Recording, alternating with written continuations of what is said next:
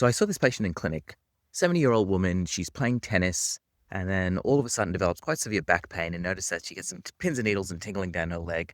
And then on top of that, starts over a course of about a couple of weeks developing quite significant weakness in her limbs. She's got a background history of scleroderma, so she goes to a physician and they say, oh, look, maybe you got a bit of pain from scleroderma or something like that. I don't know why. And puts her on some steroids. And she says, hey, actually, the pain feels a lot better with the steroids. My weakness is getting a little better. It's a very small dose. It's like 20 milligrams of prednisolone.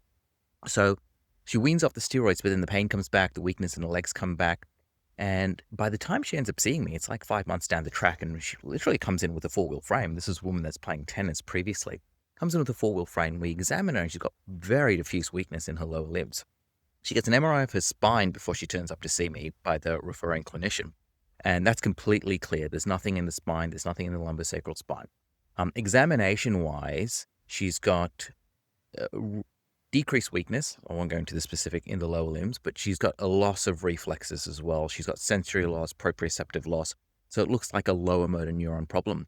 So we do nerve conduction studies, and it comes back, this is about 6 months down the track, as an asymmetrical axonal neuropathy, sensory and motor. So I'm going to give you a second to tell me what you think the diagnosis is, and then I want you to tell me what investigation you do next.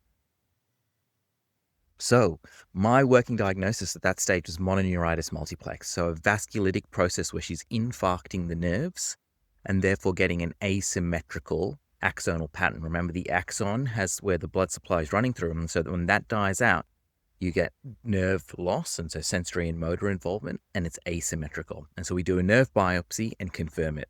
Now, I actually call the rheumatologist and say, I want to pulse this person with steroids, but you don't want to give someone with scleroderma steroids because it can lead to a hypertensive crisis. They turn up and they say, actually, she's probably had lupus her entire life. And so this was an SLE-related vasculitis causing her mononeuritis multiplex. So if you want to hear more stories, stick around.